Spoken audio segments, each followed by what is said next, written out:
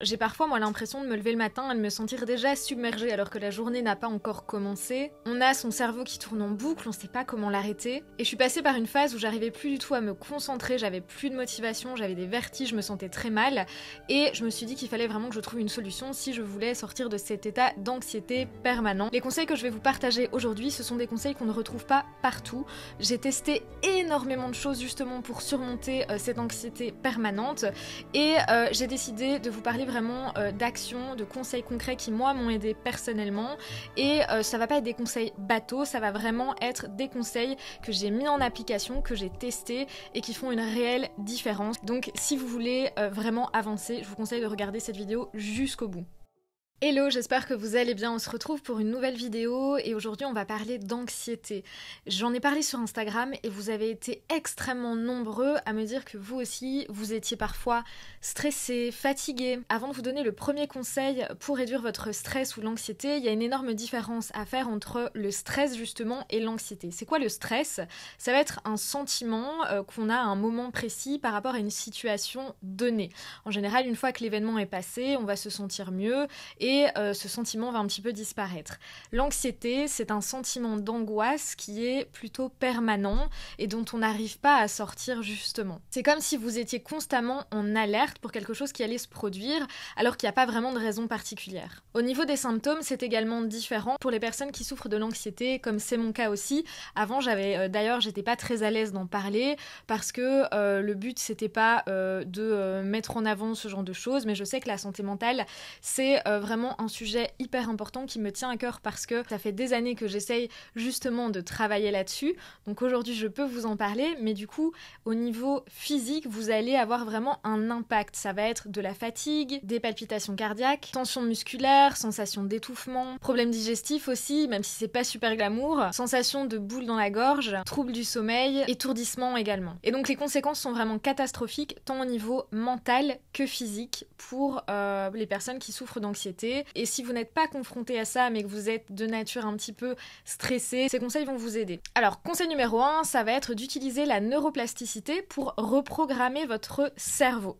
C'est quoi la neuroplasticité? En fait, c'est la capacité du cerveau à se restructurer tout seul. Ça va par exemple pouvoir aider des personnes qui ont subi des traumatismes, qui ont des TDA ou de la dyslexie à améliorer justement tout cela grâce à différentes techniques. En fait, si tu peux changer la manière dont tu vas penser, tu peux changer la manière dont tu vas te sentir. C'est un petit peu comme un cercle où vous allez avoir une pensée, cette pensée va amener à une émotion et cette émotion va amener à une action. Je vous donne un exemple ultra concret. Il y a quelques années, j'avais une phobie de l'avion. Je montais dans l'avion, mon cerveau se répétait en boucle qu'on allait mourir, que l'avion allait tomber, s'écraser, alors qu'il se passait absolument rien. Et dès que l'avion frémissait un petit peu, j'étais au bord de la crise d'angoisse tellement j'étais terrifiée par ça. Et donc pour le premier vol long courrier que j'ai dû faire, c'était pour aller au Canada, j'ai été chez le médecin en disant écoutez, j'ai besoin, donnez-moi des médicaments parce que je vais jamais pouvoir prendre cet avion. On m'avait proposé de faire de l'hypnose, mais c'était tellement une phobie que je pouvais pas compter sur l'hypnose et me dire je rate mon avion parce qu'en fait j'ai envie de descendre au bout de 2 minutes et je peux pas être dans un état d'angoisse permanent pendant 12 heures de vol, c'est pas possible. En fait, l'effet de ce médicament et pourquoi je vous en parle, c'est que ça fonctionne exactement de la même manière que ce que je vous explique avec la neuroplasticité. Ce médicament va avoir un impact au niveau physiologique. Donc ça va pas supprimer les pensées négatives que vous allez avoir. Ça va faire en sorte que votre corps va se relaxer, va se détendre. Et comme votre état physique va être plus détendu, votre cerveau va comprendre que vous n'êtes pas en danger et que vous pouvez également vous relaxer. Et donc les pensées incessantes et négatives vont également diminuer. Ça a été miraculeux. Ce médicament, je ne vous partagerai pas le nom ici parce que c'est pas le but de la vidéo, mais je l'ai pris quelques fois et au bout d'un moment, j'ai arrêté de le prendre parce que je pense que mon corps a compris, a associé donc cet état de bien-être dans l'avion grâce à ce médicament. Et ensuite, quand j'ai pu reprendre l'avion sans prendre quoi que ce soit, parce que je savais que j'étais en sécurité et que je n'avais plus en fait cette sensation de stress et d'anxiété.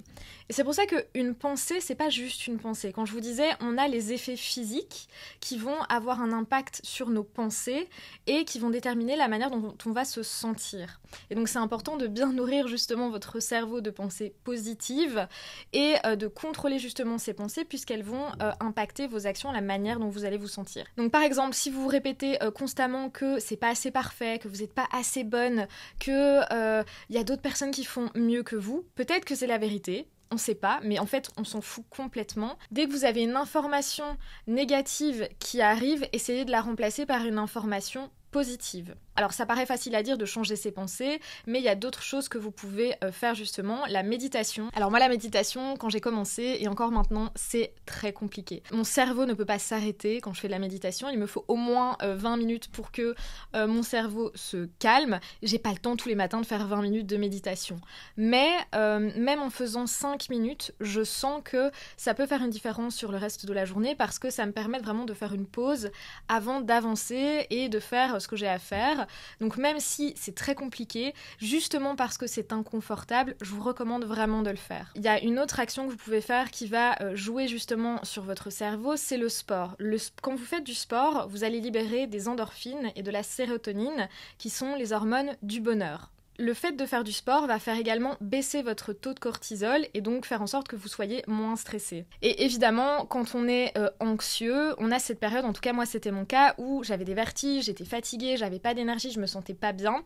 Et à cause de ça, je pouvais pas faire de sport. Je me suis dit, si je fais du sport, je vais m'évanouir tellement je suis épuisée. Mais en fait, justement, le fait de se mettre en mouvement, de faire une activité physique va libérer des éléments chimiques dans votre corps qui va faire en sorte que vous allez pouvoir aller mieux.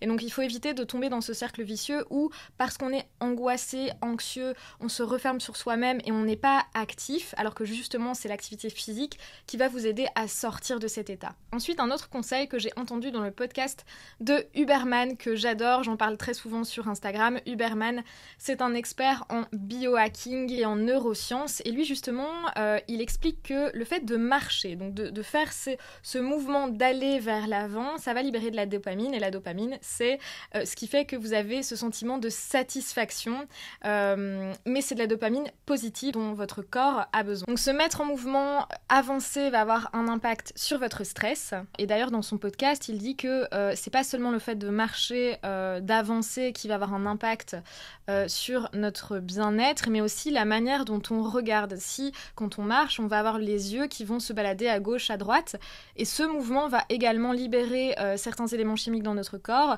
et va influencer notre état interne. Donc le fait de bouger, d'avancer, de vous mettre en mouvement, que ce soit pour faire du sport, que ce soit le fait simplement de vous balader dehors ou de faire ces techniques de MDR peut vraiment vous aider à aller mieux parce que ça va avoir un impact sur votre état interne. Et donc en résumé, il faut bouger. Ensuite, une dernière activité qui peut aider justement à la neuroplasticité, donc à cette capacité du cerveau qu'il a à se restructurer, ça va être d'apprendre une nouvelle compétence. Ça peut être faire un nouveau sport, apprendre une nouvelle langue, faire une activité créative. Ce type d'action va vraiment permettre justement à votre cerveau de se restructurer et de... En fait, il faut vraiment voir ça comme de la plasticine, neuroplasticité. Moi, je visualise ça comme un bout de plasticine qu'on peut manipuler un petit peu dans tous les sens et qui peut je vais pas dire se régénérer, mais en tout cas se remboîter, se transformer pour votre bien-être. Et donc, n'hésitez pas à mettre en place ces actions pour vous sentir mieux. Je vais vous donner également d'autres conseils, mais ça, c'était les actions en tout cas qui vont avoir un impact sur le concept de neuroplasticité dont je vous parlais. Ensuite, il y a un autre conseil qui personnellement, moi, m'a aidé avec l'anxiété, c'est le fait d'avoir des routines. Il y a une étude qui a été faite sur des millionnaires et on voit qu'en moyenne, ils se lèvent à peu près 2 à 3 heures avant de commencer à travailler, justement pour avoir le temps d'effectuer une routine, peu importe ce que c'est. Moi, par exemple, je suis pas du tout quelqu'un je ne peux pas effectuer tous les jours les mêmes choses, c'est impossible. Mon cerveau ne fonctionne pas comme ça, j'ai besoin de varier, je déteste la routine, mais le fait d'avoir une routine et se dire ok, le matin je prends 1 heure pour faire plusieurs activités, j'ai le choix de faire les activités que je veux, parfois je fais les mêmes, parfois je peux changer. Pour moi en tout cas ça fonctionne. Certains vont avoir vraiment besoin d'un cadre et de se dire ok, tous les jours je fais ceci, c'est ok, trouvez juste ce qui fonctionne pour vous, mais c'est important d'avoir ce sentiment de sécurité grâce à vos routines. Et donc demandez-vous quelle routine vous pourriez mettre en place par exemple le matin ou même le soir avant de dormir. Ça doit pas forcément prendre beaucoup de temps, le but c'est que vous dire, peu importe ce qui se passe dans votre journée, c'est quelque chose que vous allez faire et qui va faire en sorte de vous sentir bien, de vous sentir en sécurité et de réduire cette anxiété. Autre conseil, ça va être la respiration.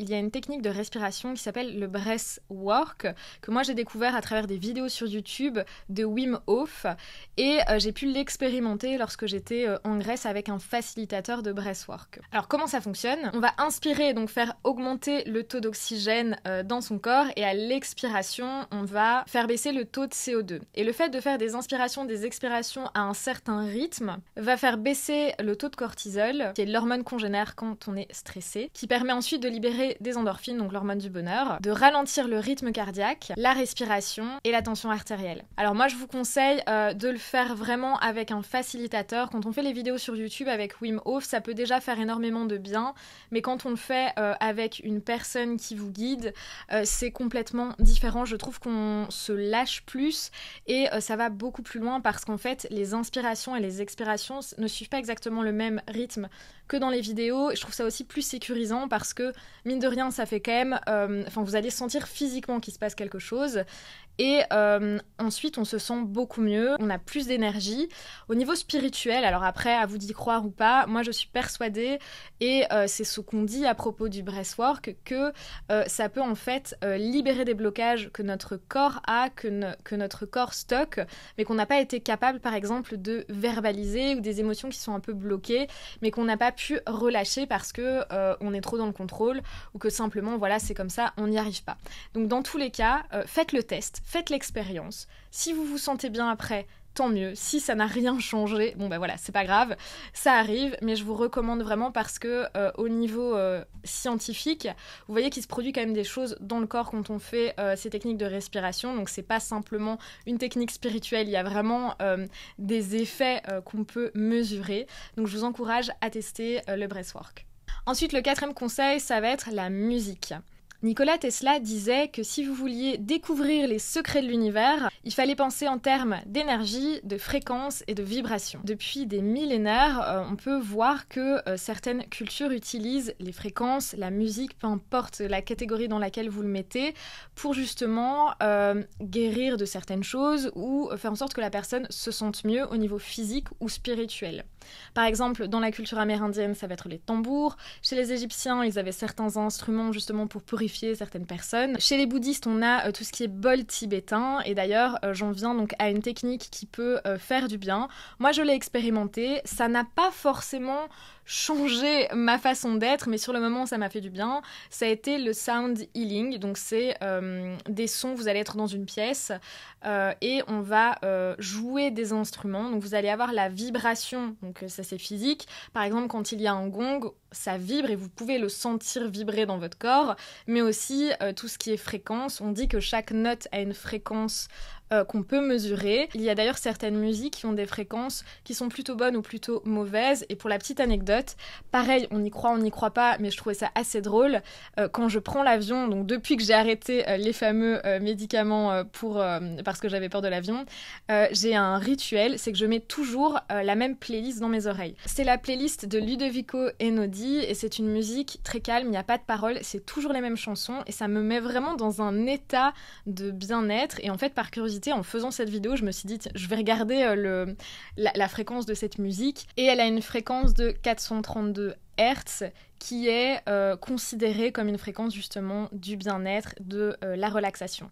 Encore une fois, testez, voyez si ça vous fait du bien ou pas, et si vous voyez que ça vous fait du bien, continuez, et ça ne pourra que vous aider à vous sentir mieux. Autre conseil, ça va être un conseil très terre à terre et je vous le répète, je pense toutes les semaines sur Instagram, diminuez l'utilisation de vos réseaux sociaux. Il n'y a rien de pire que Instagram. Leur but ultime, numéro 1, c'est de faire en sorte que vous soyez complètement accro aux réseaux sociaux, que vous restiez sur les plateformes. Les réseaux sociaux, ça fait diminuer votre taux de dopamine, donc vous allez être moins motivé, vous sentir moins bien et donc ça peut faire augmenter justement votre anxiété, votre stress. Je vous encourage vraiment à faire attention au nombre d'heures que vous passez sur les réseaux sociaux, même si c'est votre outil de travail, vous pouvez toujours réduire le temps que vous passez devant vos écrans. Ensuite, dernier conseil, si vous voulez réduire l'anxiété ou les angoisses que vous pourriez y avoir de manière permanente. Je mets un énorme point d'attention là-dessus, je ne suis pas médecin. Je vous parle à nouveau de mon expérience personnelle. Il y a énormément de neurotropiques qui existent. Donc ça peut être des compléments alimentaires, des vitamines, des minéraux, dont si votre corps en manque, vous allez justement avoir un taux de cortisol qui est plus élevé et avoir plus de stress. Pour ça, il y a des personnes qui sont spécialisées là-dedans et qui peuvent vous conseiller en faisant certains tests pour voir si vous avez des carences dans ce genre de choses ou si vous pourriez prendre certains compléments pour vous sentir mieux. À nouveau, c'est vraiment très personnel, donc j'ai pas envie de donner de nom dans cette vidéo de produits parce que ça va vraiment dépendre de vous, de vos problématiques personnelles. Donc faites vos recherches, trouvez les bonnes personnes qui peuvent vous conseiller. Donc si tu souffres d'anxiété, rappelle-toi simplement que le but, ce n'est pas de trouver une solution rapidement, c'est de tester ce qui va te faire du bien. Parfois, ça peut prendre plusieurs semaines, plusieurs mois, plusieurs années, c'est ok. Le but, c'est que tu te sentes mieux, que tu comprennes un peu mieux aussi comment tu fonctionnes. On croit souvent sur les réseaux sociaux, quand on regarde des comptes d'entrepreneurs qui ont réussi, que leur vie est parfaite, qu'ils ont confiance en eux, qu'ils n'ont pas de soucis. Et moi, je peux vous dire, le combat contre l'anxiété, ça a été et c'est toujours un gros sujet chez moi et j'y fais très attention. Donc si c'est votre cas, vous n'êtes pas seul et vous pouvez vraiment trouver des solutions parce que moi, j'ai réussi. Bon, j'ai pas solutionné tout ce que je devais, mais en tout cas, le fait simplement d'être conscient que vous voulez aller mieux, c'est déjà un énorme pas. Donc j'espère que cette vidéo vous aura plu, que certains conseils vous auront plu également que vous ne connaissiez pas. Et n'hésitez pas à me mettre un petit commentaire en tout cas des actions que vous pouvez faire pour vous sentir mieux ou de ce que vous avez testé, etc. Je suis très curieuse de lire vos retours. Et puis je vous retrouve très bientôt pour une nouvelle vidéo.